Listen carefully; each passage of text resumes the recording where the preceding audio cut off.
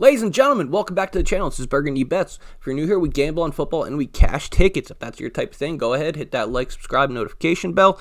Don't miss out on anything. After last week with Thanksgiving, wasn't the best week for me. Brings my total to 83, 67, and 1. Let's get into this week. First game up, Thursday Night Football. We have the Dallas Cowboys traveling to New Orleans to play the Saints in the Superdome. This line's currently at Dallas minus 6.5. Opened up Dallas minus 6. Went down to 4.5 some points today and yesterday. Right back up to 6.5.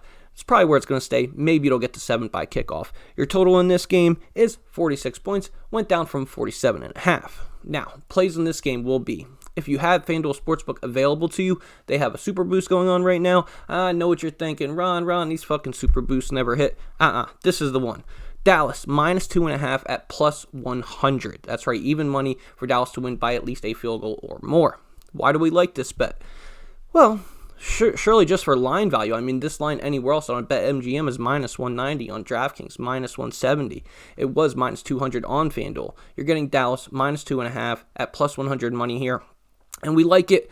Alvin Kamara's out. Both starting offensive tackles for the Saints are out. Both defensive ends are out. Mark and Davenport, a huge part of that defense, out in this game. As far as Dallas, not to mention we have Taysom Hill starting at quarterback. It will not be a Trevor Siemian. Maybe you go ahead, you want a little extra juice on this game, you look at a Taysom Hill anytime touchdown, sitting right around plus 180 right now.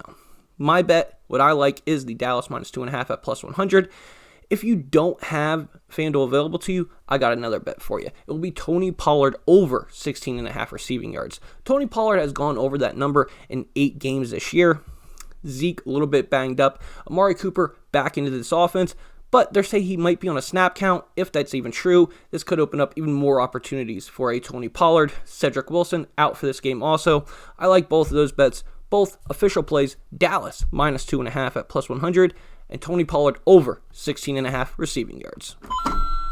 Next game up, we have a divisional matchup with the Minnesota Vikings traveling to Detroit to play the Lions at Ford Field. Now, we will not have Dalvin Cook in this game. Mike Zimmer is saying Dalvin is day-to-day, but let's be realistic here. The guy just dislocated a shoulder last week. He should not be suiting up and playing in this game. This should be Alexander Mattison, and this brings us to our first play in this game. It will be Alexander Mattison over his rushing yardage. Detroit is 28th in the league, allowing 134 yards up per game.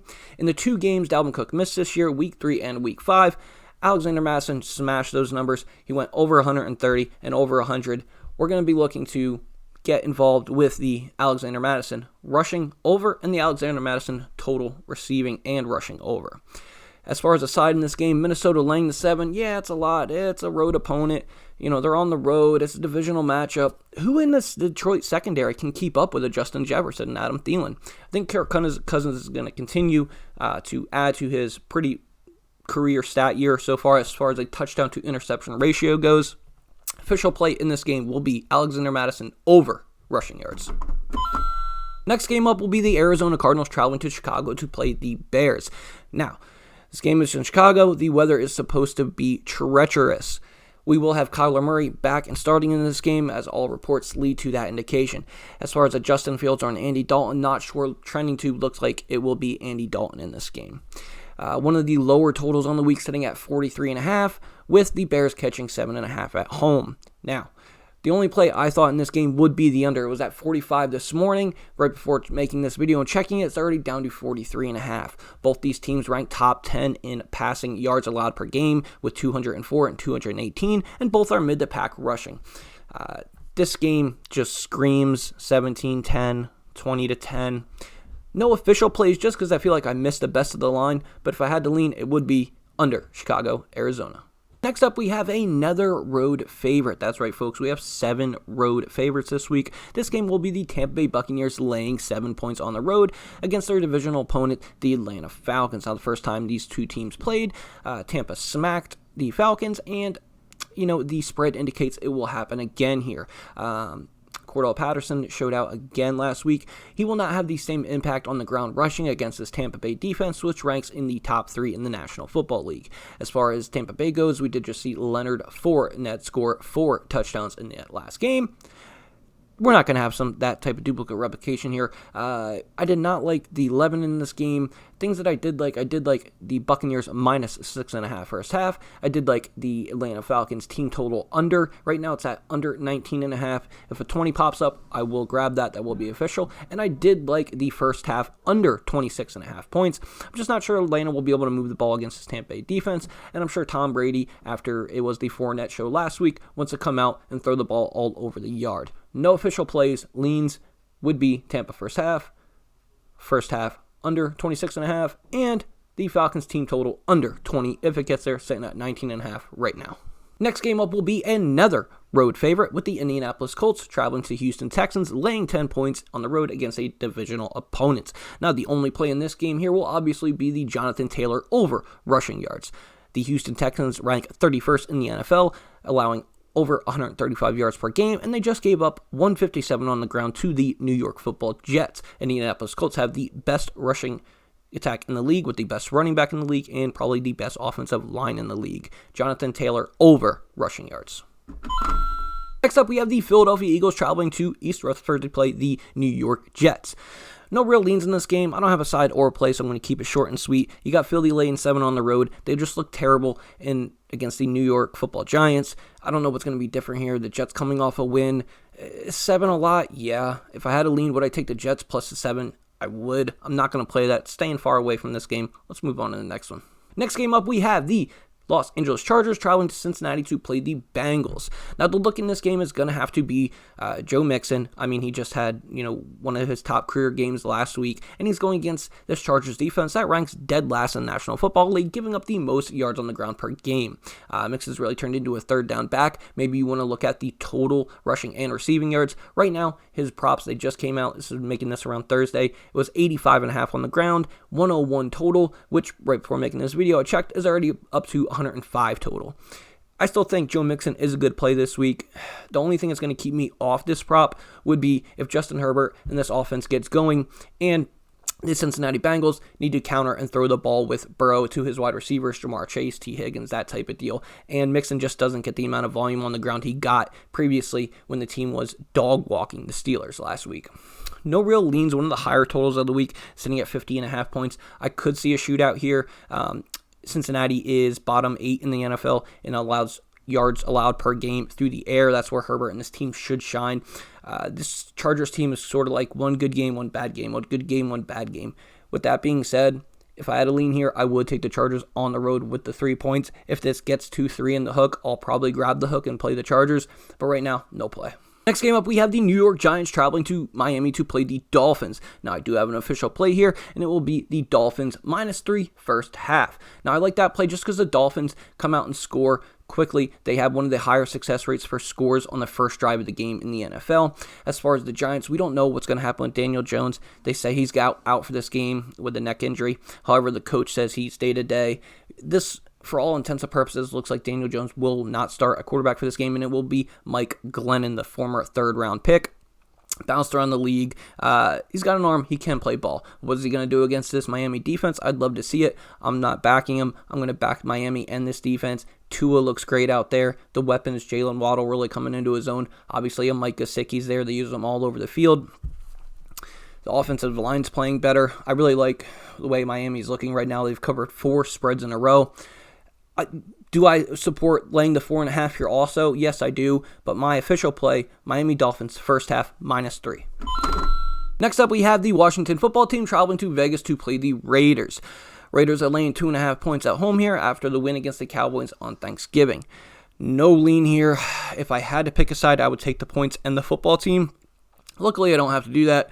No player props in this game. Darren Waller's out. It's going to be the backup tight end. The one spot you might want to look here, I don't have the receiving props out yet. I know the yardage, but not the total receptions. We're going to be looking at Hunter Renfrow over his reception mark. Usually drops at 5.5 every week. With Waller out, this might go to a 6.5. That's still a spot I'm going to be looking to attack once those props drop. His receiving numbers were 65.5.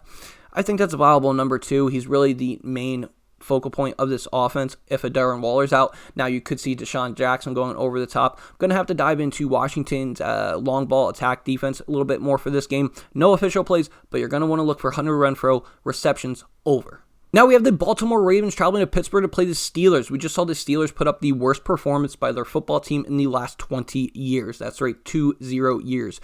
Terrible, terrible performance by the Pittsburgh Steelers. Their defense didn't do anything. They didn't come to fight. They got just ran over.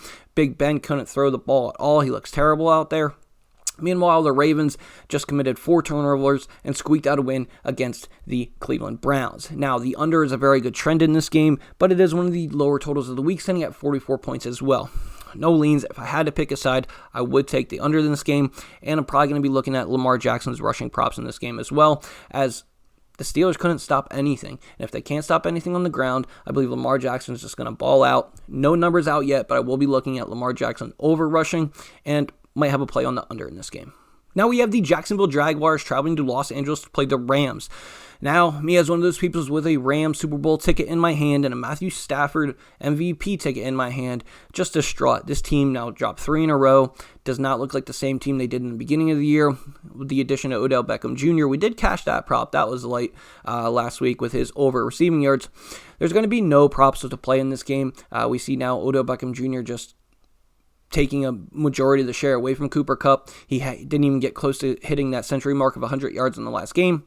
As far as the Jacksonville side of things, there's no player I want to back on that team as either. Now, I do have an official play in this game. It will be the Rams first half -7. You can get that at plus money right now at plus 100.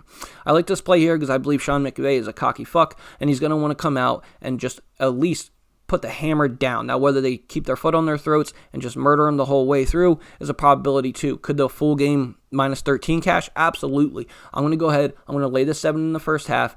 Give me the Rams -7 first half.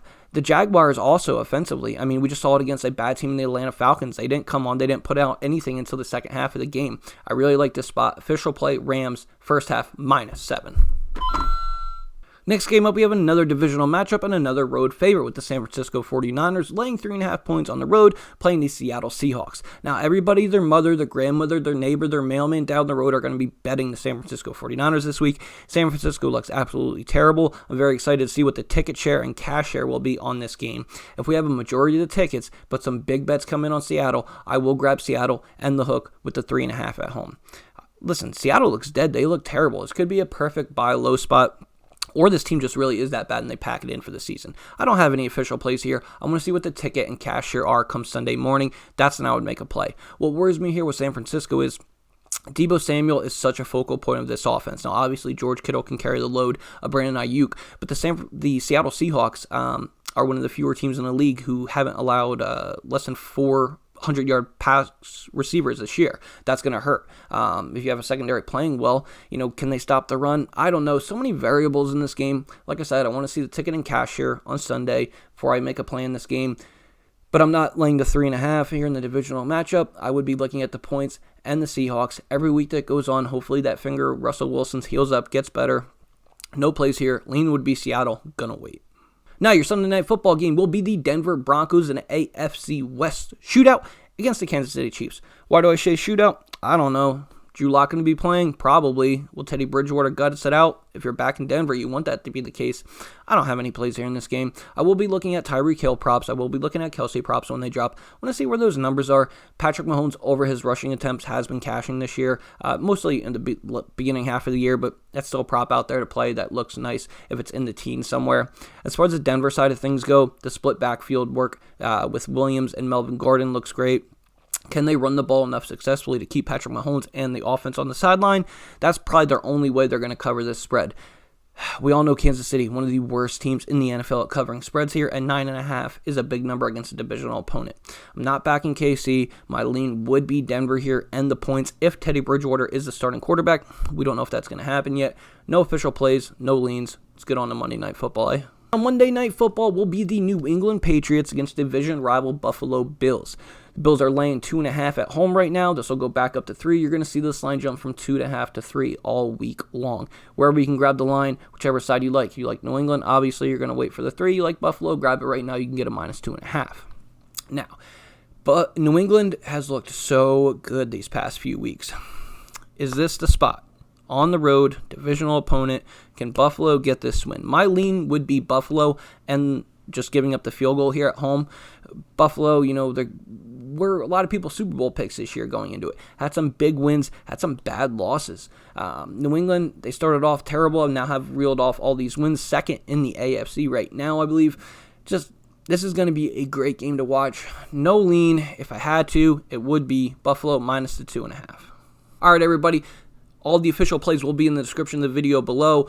I put them in there. Check them. I add throughout the week, player prop, stuff like that. Once again, official record right now is 83, 67, and 1. But to recap my action, I do have the Los Angeles Rams -7 first half, the Miami Dolphins -3 first half. Tony Pollard over 16.5 receiving yards tonight. The Dallas Cowboys on that Super Boost with FanDuel -2.5 at +100. I know the Super Boost never fucking hit. This one's hitting. This is the one. Okay. Then moving on, they're not out yet, but we're going to be on Jonathan Taylor rushing props, and we're going to be on Alexander Mattison rushing props.